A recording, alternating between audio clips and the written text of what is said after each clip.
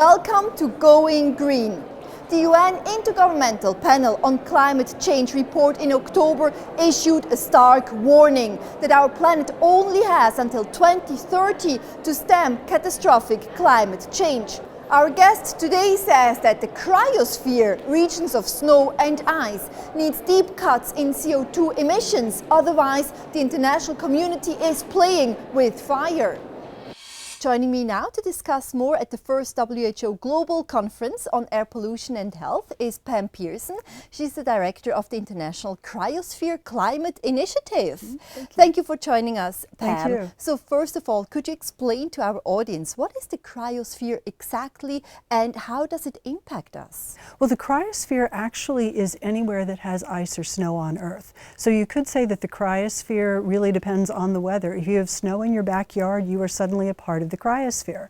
And it impacts us both by keeping the climate cooler, especially at the poles, and it impacts us as a water source as well.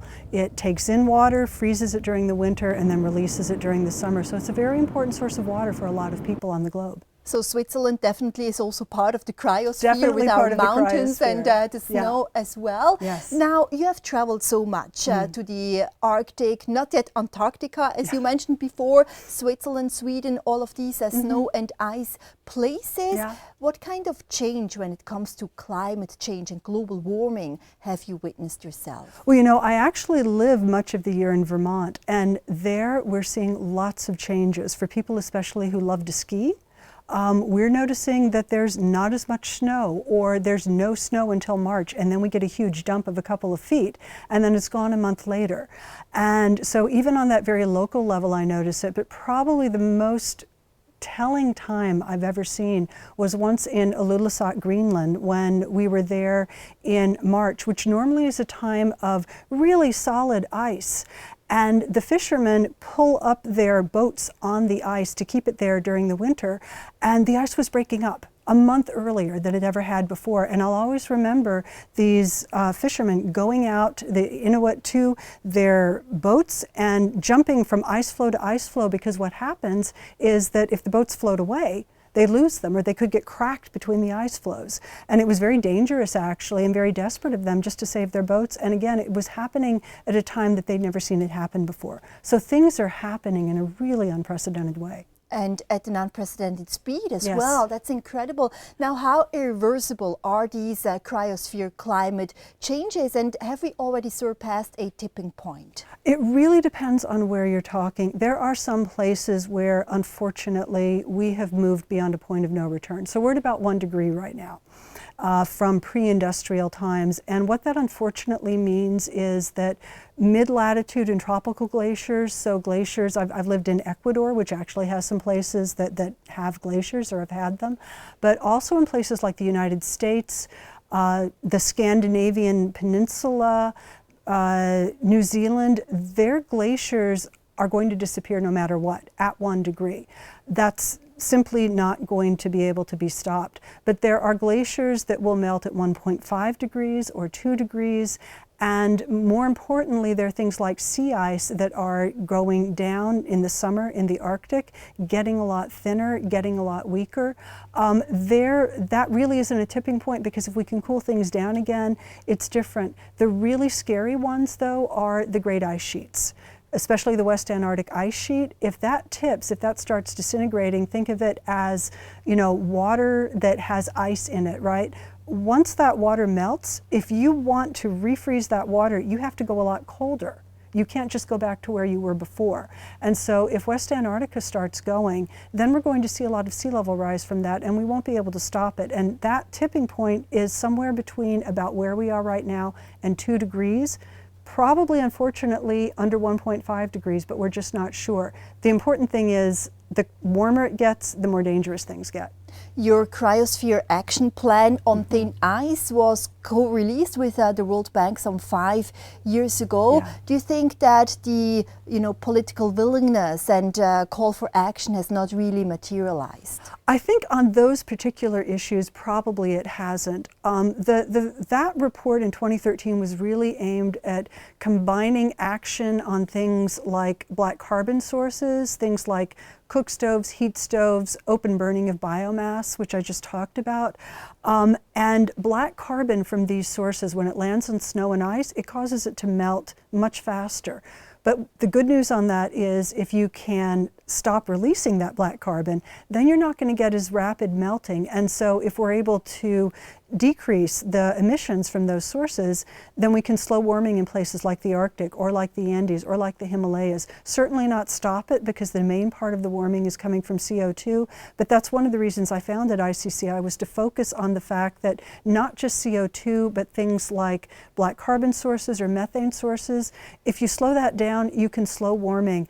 And I would have said until the 1.5 degree report that there probably wasn't as much international attention on that. But one really good thing about the 1.5 degree report that the IPCC just released is that for the first time, they're really saying that yes, reducing these things alongside CO2, that's what's going to help us stay under 1.5 degrees. And so hopefully from now on and through places like this conference, we can really focus a lot more on these sources. But do you really believe, Pam, that limiting the global warming at 1.5 degrees Celsius above pre-industrial levels by 2030, that could actually help save the cryosphere? Oh, absolutely, yeah. At least portions of the cryosphere. As I said, some mountain glaciers, you know, and it's really sad because these are beautiful places, you know, and we just can't preserve these anymore.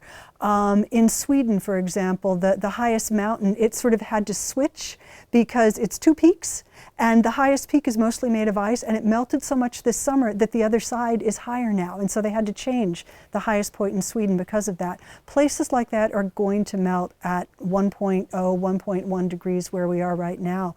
But there's a lot of cryosphere we can preserve, and again, those great ice sheets, they're the really important ones, because somewhere again in the level between about where we are today, but especially between 1.5 degrees and 2 degrees, which is what we thought was safe, is the difference between committed sea level rise right now, which is actually 2 meters.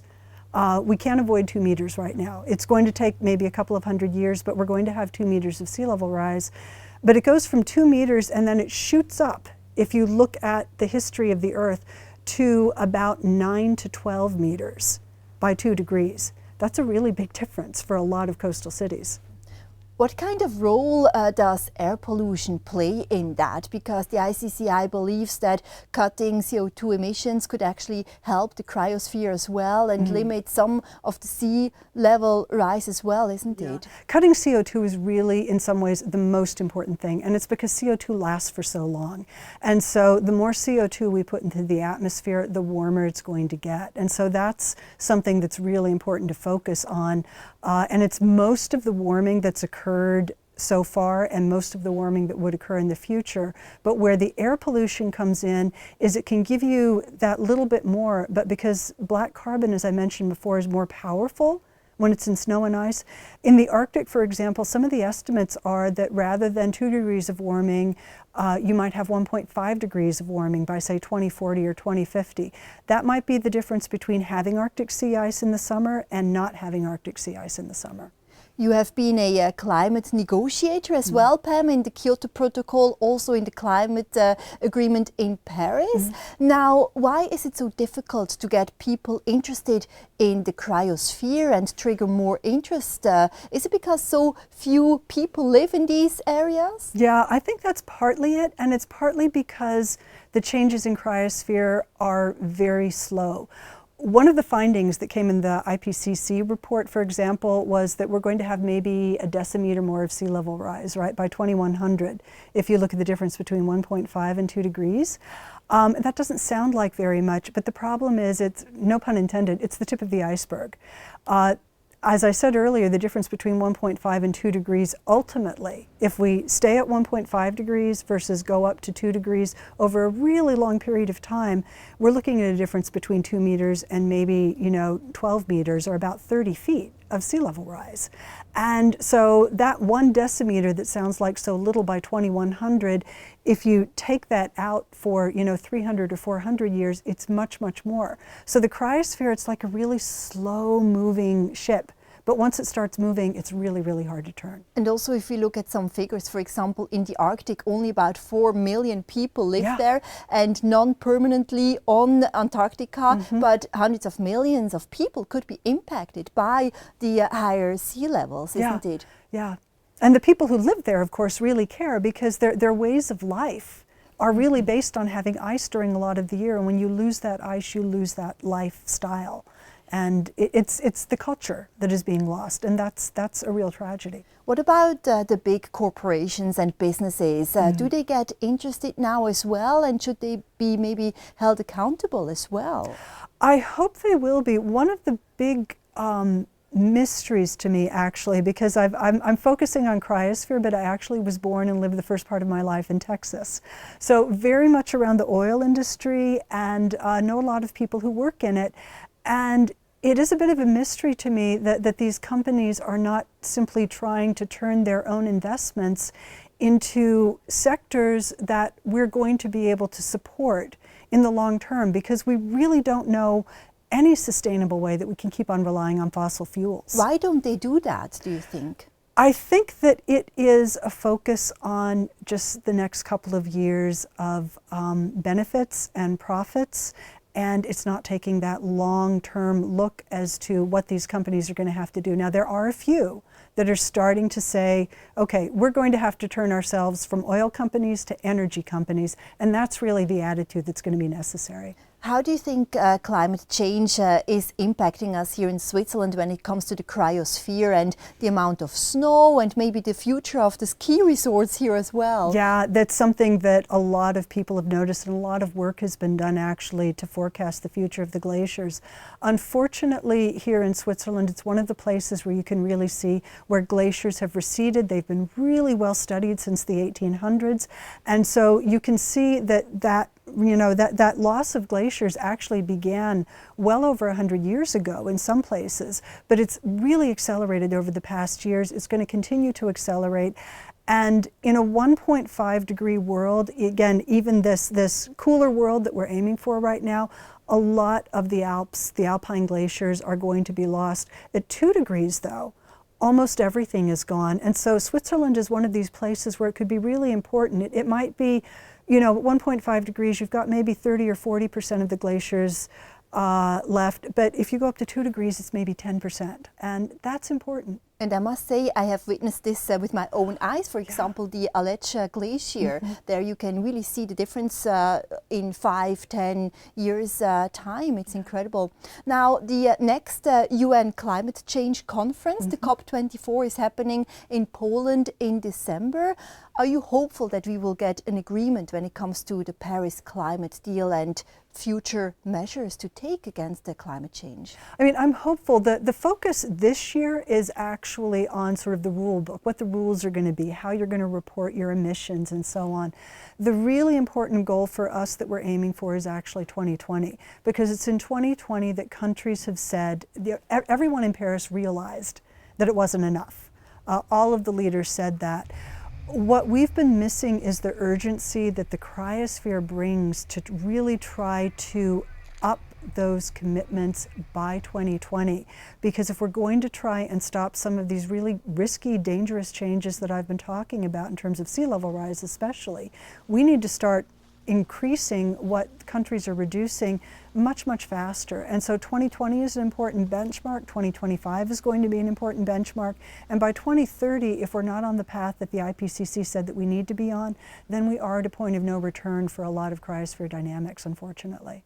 Now, when it comes to 2030, do you think, are you optimistic that we will win the race against time and save some of the cryosphere at least? I really don't do optimism.